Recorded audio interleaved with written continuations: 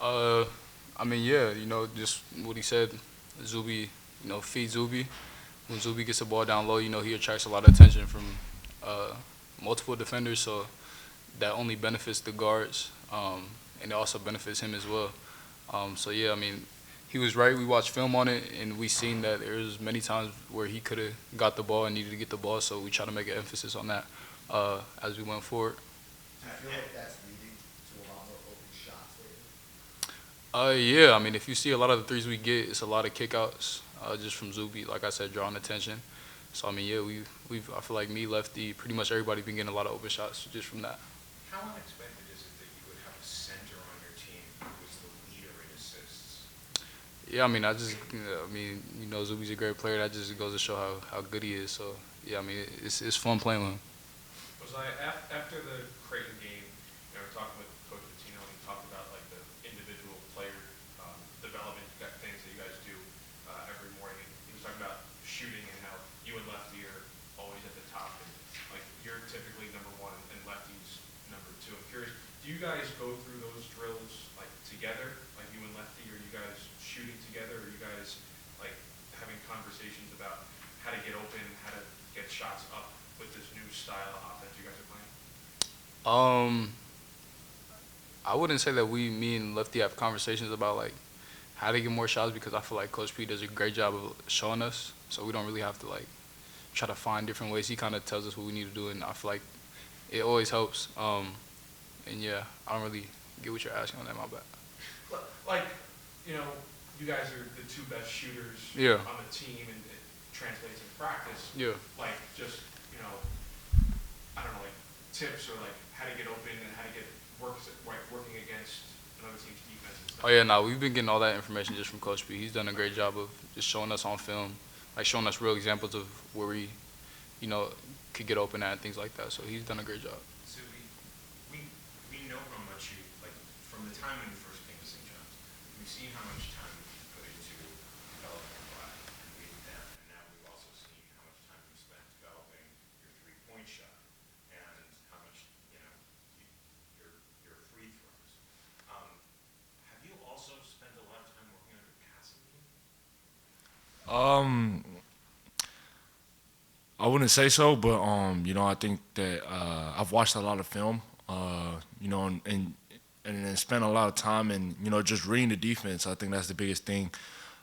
Just coming off of last year, I knew that I was going to be expecting a lot more double teams this year. So I think it was really important that I just worked on some of my weaknesses. And like I said, just watch film and see areas where I could exploit, especially in the double teams when the double teams come. And the guards do a great job of just finding themselves in a open area, and all I have to do is just kick it out, and I have full confidence that they're going to knock down the shot. Do you find making an assist feels as rewarding as some of the other plays that you make? I mean, 100%. Every time, especially when I pass the ball out of the post, and I can see a guy like Ozai or Lefty or Ian. The list goes on and on. Just knocking down a shot. It feels good because I know that everybody's fully engaged, especially when it's natural. When you put the ball in the basket, you want to go out there in the next possession, get a stop, and then we're out in transition, and we find ourselves in another situation where you can get another opportunity and another shot. So when they're knocking it down and when everybody's fully engaged, especially on the offensive end, the defense follows suit. Well, I know that the way that you see yourself, I mean, we've seen that you've seen yourself as like a great defensive player or a great rebounder. Did you ever imagine that you'd see yourself as a playmaker? I think it's more so just the system that I play in, and Coach P, emphasize passing the ball in the post a lot. So we've been doing that over these stretch of games, and my job, like I said, my job is pretty easy. It's not really overcomplicated. If I find myself in a situation where I'm one on one against a defender in the post, I make a move and I'm able to score pretty easily. Or if the double team comes, I'm able to find my teammates wide open. And like I said, they're probably some of the best shooters in the league, and I have full confidence that they're going to knock it down. What was that? When Rick had that meeting and was kind of showing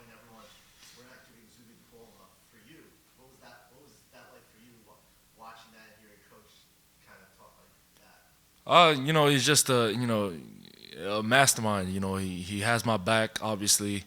Going to my third year, with him. So he has my full, trust that I'm able to, make plays, make the right play each and every time down the court. And it's a blessing to be able to play, under Coach Pitino because he's been doing this a long time and he knows exactly what it takes to be a successful team. And like I said, we've been feeding the ball in the post a lot more, and we've been able to find ourselves in pretty good situations. Zubie, you've also spent a lot more time lately on the court with Ruben and Lefty. Do you feel a sense of familiarity that might not be there yet with some of the other guys when you're playing with guys you played with last year? Yeah, it's pretty good. Obviously, what they brought to the table, last year. Just to see, them step up this year. Obviously, they understand Coach Pitino. They understand his system a lot more. Going to the second year, so they're confident. They're pretty confident out there, and you could tell it. You could see it, especially on the offensive end, and they know exactly what they have to do. They know their roles, and I think that's exactly why they're tremendous, bringing success to our winning stretch. Zubie, going back to the offseason, there was a lot made about who's going to be the point guard and how is that all going to shake out at that position. Now, Dylan Mitchell has kind of emerged as this point forward. From your perspective, what have you seen how the offense has kind of worked and looked with him as in that role as a point forward? Pretty free flowing. He's natural with the ball in his hands. A guy that can be able to get downhill pretty easily, and you touched on his playmaking ability. High assist to low turnover ratio. I'm pretty sure. So, he understands. He understands the system, and I think he's really comfortable. Handling the ball, and as of Coach Pitino says it all the time. There's 1 through 5. All of us. We could handle the ball. At some point, but Ian is getting better, and like I said, Dylan Mitchell is pretty, comfortable handling the ball, and it's been proven successful yet. So, Ozai, did you guys play differently this week with Dylan in the starting lineup and kind of more as that point forward role? I mean, we didn't directly like change things in our offense or stuff like that. We just continue to play 5 out. But I feel like with that lineup in there, we are able to play pretty fast. And I feel like he's also someone who can handle the ball, bring up the ball, and get the offense started. So I mean, it's been good. Jose, how have things changed for you kind of, since that meeting of getting Zubie the ball more? He's getting more double teams now. It felt earlier in the season, teams were really focusing in on you knowing how good of a shooter you were. Have you sensed that you've gotten some more open looks since you're dumping the ball into Zubie and obviously other teams are double teaming him? Yeah, for sure. I mean, I feel like a lot of the games where he wasn't touching the ball, that limited my look. So regardless, I feel like when he does get the ball inside, if he flourishes, the whole team flourishes. Like it's better on everybody. I think that one of the things that Coach Pitino was sort of pointing out, illustrating something good, is that in conference play, you've got 15 assists and only 1 turnover. Are you looking to find people more that in the last few weeks, or I wouldn't say I'm exactly looking to get assists, things like that. It's more so just playing in the flow of the offense. I feel like just moving without the ball. If that doesn't lead to an open shot for me, I'm able to drive, kick out, feed the bigs and things like that. So I'm not looking for assists. I feel like it's just more so just flowing. how's 15 in 1 sentence? Sounds pretty nice. Got to keep it going. Keep it going for sure. Is he better, like a better all-around player than you realized when you came? Yeah. Like, and why? And like, what does he do that impressed you so much? I keep saying it, but just like how much attention he draws from other teams, it's crazy. It's like I feel like when he touches the ball, I feel like I just have no defender near me, and I have to move to open spot. So yeah, I mean just the the attention he creates, and then just his dominance. He dominates the boards. He's a leader and all around just a great player. So yeah. You mentioned watching film. Are you watching film of yourself? Or are you watching film of like other big guys? Like, what are you watching exactly when you talk about your passing improvement? Yeah, just more so, myself. Um, you know, looking at last year and some of these past games, some of the turnovers that I have, I would just watch film and see areas where I could, definitely improve and make the better decision. And I think I've been doing a better job, since that Providence game and 7 turnovers. But yeah, it's just making the right reads. I always try to make the right reads, every time I get the ball in the post. And like I said it again, I have great shooters, so I don't have to do a whole lot. Zubie, Coach was just in here saying that, this game against Marquette to you guys is more important than a couple weeks against UConn because Marquette doesn't have a great record and their metrics aren't that great. Is that a tough message, like, for you guys to kind of, like, understand that a game against a team that doesn't have as great of a record is theoretically more important for your team than a game against a team that's top five in the country? I wouldn't say it's a tough message because I think it's really imperative that we approach every game the same and treat every opponent like they could beat us because he says it all the time. Any team in this league could beat anybody, and like I said, we gotta have the right mental approach to each and every game, and they're a team that just plays hard, on both sides of the ball, and you know he talks about ignoring their record, which is true because, like I said, any team could beat anyone, and we got to be ready to come play. And we he's going to be at home, so it's really imperative that we're able to get a win, especially in home court. Lee Todd was, after the last game, was talking with us, and he said that there was some, I don't know if it was a full team conversation or that he was talking with you, and he was like, we're not losing anymore. Like, do you remember that conversation? What was that about? It's just a full team conversation. Obviously, I've said it, time and time again, that we didn't get off to the start that we wanted to, and losing is not a standard that we want to build here at St. John's. So, each and every opportunity, in the locker room or even during the game, during the timeouts, we're telling each other we're not losing this game. We're not losing this game. Whatever possible to come out with a win, because we're all winners in some aspect. We all came here for a reason, and obviously we're chasing a goal, collectively. But like I said, we're going to take it one game at a time and just be the best version of ourselves each and every day. Any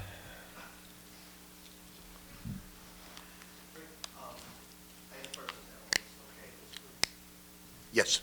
I know you said you went to the three-forward lineup because of Butler's offensive rebounding. You start with it against Creighton. I mean, do you envision giving this group runway here? I mean, it looks Yeah, I'll probably stay with it. pretty good. Yeah.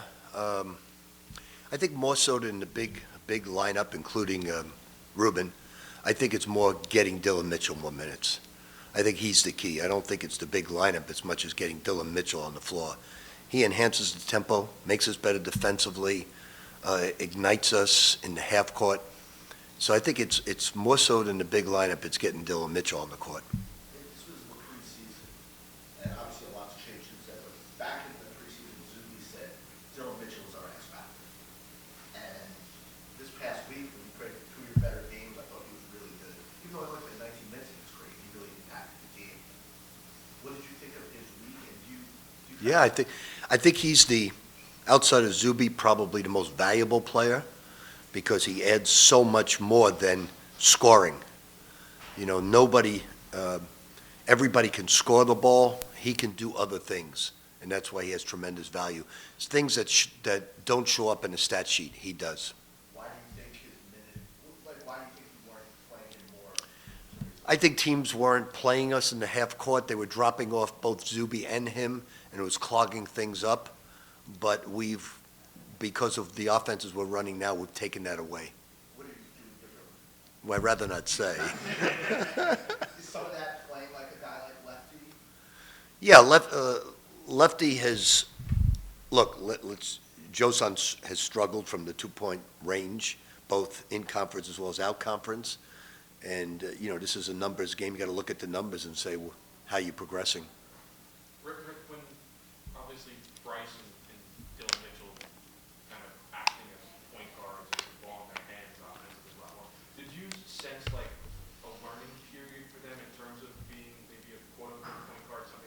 point forward. At their other spots? Yeah, I think Dylan Mitchell's the best at that.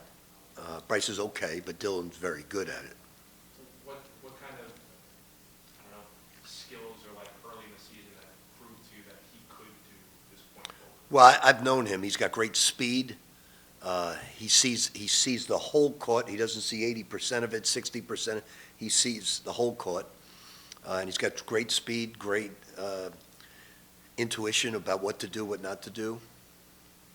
Was there something you saw, or like, something that made you say, we gotta get him on the court more? Like, was there anything specific? Was it something that happened in the Providence game, or? No, it's just practice more than anything else. That when he was on the white team was winning just as much as the red team, and they all knew why. It was his presence.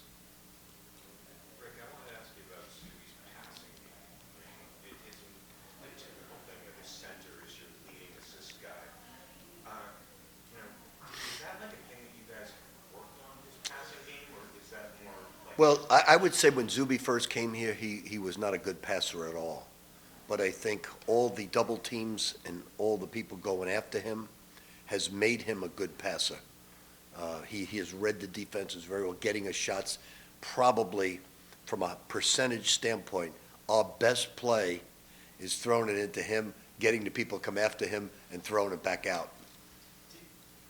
I mean, isn't passing like a skill that guys have to work on? Yeah, they got, Ian's got to work on it, Josan's got to work on it. Zubie's worked on it. Zubie was no worse than Ian or Josan. He's just worked at passing. Do you have a feeling that because of the season that he had last year, and I mean, obviously, in preseason every year, that like he was going to be drawing a lot? I mean, you called him a marked man early in the season. Did you know that his passing game would be an essential thing for you? Yeah, there's no doubt about it. If I'm a coach, I'm not letting Zubie go one-on-one. There's no way. So I'm doing everything I can to stop him. And Zubie's smart enough to find the open people and unselfish enough to not force the issue. Do you think he's having a better year than he did last year? I do. I actually do. Because it's been much more difficult playing without RJ and Kadari. Those guys knew Zubie, knew how to play, knew how to get him the ball. So it's, without Kadari in there, it's been very difficult. It feels like you guys are, earlier in the year, there was a lot of Zubie at the top of the key, and lately it's been a lot more of him in the post. Is that something you guys? We said, let's create movement. Instead of Zubie, you popping out, let's get you inside. Rick, in conference play, I think you're one of the best in the league at not turning the basketball over. That was a little bit of an issue in non-conference play. Is that just like guys like Ian? Well, we're going to find out about that. We're going to find out with Marquette, because Marquette comes after you with everything but the kitchen sink defensively. So we're going to find, if we turn it over 5, 6, 7 times against them, I'll be impressed. I mean, Creighton and Butler are more, the one's a shooting team, the other's a physical, but this team comes after you with everything they have. So I want to see how smart we are against them. Rick, what made you do left a longer look the last 3 games? Practice, just lights out in practice.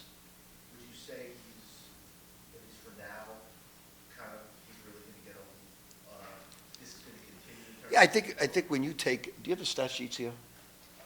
Yeah. I think So- the first 13 The weeks, conference he's games. played, like, total he's played as much the last 3 games as he did the first 13.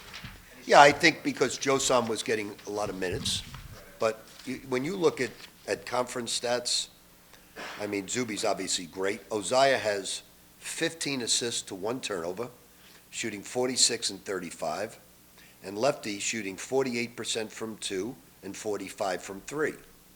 So when you look at conference, Dylan Darling, in regular seasons, not shooting. He's shooting 56 from the field, 61 from 3, 8-2 assist turnover ratio.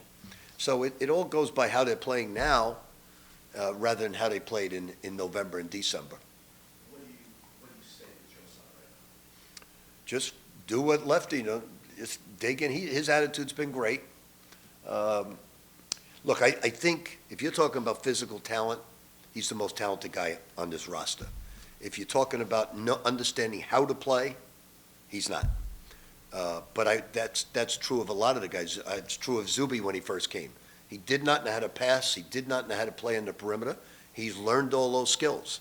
So it's a matter of Joe Son, does he want to learn the things that he doesn't do well? That's what it's going to come down to, whether or not he reaches greatness. Rick, about just another thing about Zubie, he's also leading the team in steals. Is that a skill that's learned, or is that more intuition? That's knowing the defensive system and knowing where it comes from. The five-man, believe it or not, on a pressing team should be second in steals. The guard should be first, and he should be second, because he's always seeing it, and he knows how to anticipate and steal the ball. So, look, Zubie's having a fabulous year. I mean, his numbers are incredible. Last year, I don't think he was positive assist-turnover ratio. It was close. But his blocks, his points, he's averaging 19 points a game, 8 rebounds a game. His free throw shooting's improved. He's shooting 36 from 3. He's having a great year with players that we turned this season around when our players started. We had a meeting, and I think but way before Providence. And I said to the team, you know what the difference between last year's team and this year's team? And one of them said, Gedaria. I said, no, the difference is those guys threw Zubie the ball in the low post and you don't. I said, that's the difference in the team. Then they started throwing Zubie the ball, and a light bulb went off in their heads, and suddenly they got the ball back. Because the screener is always open more than the person he's screening for. And if you throw it in the low post and your guy is a great low post player, you will get the ball back. So it took him a while to learn that, but now I can assure you that lefty throws it to him every single time.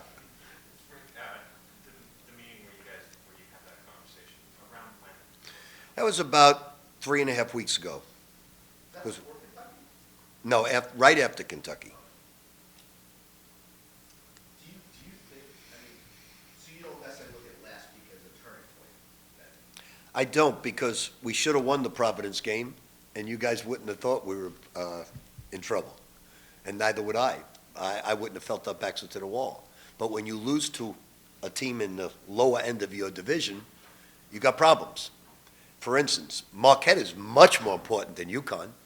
Not in your eyes, but in our eyes. Oh, no, It is. Yeah, So, no question. losses. And Marquette had Villanova beat the other day. Marquette beat Xavier. Xavier beat Providence. So we just got to just understand how important this team turns you over. And I really want to see how we handle the ball against this defense. In the last week, you had only 11 total turnovers. I know you said those aren't necessarily turnover, teams that force turnovers, but it's still. No, it's still good basketball. Right. But, and you did it a lot with Dylan Mitchell kind of on the ball. What does that say kind of about him, that you were a low turnover team with the 3-forward lineups with low turnovers? I think that you're going with veterans that understand the value of the basketball. And, once we get Ian and Joe Son to value the basketball the same way some of the veterans do, we're going to have a hell of a team. And this is a big test for Ian this game. Big test. So Because of how good they're. how they go after the ball. His judgment is going to have to be really perfect in this game.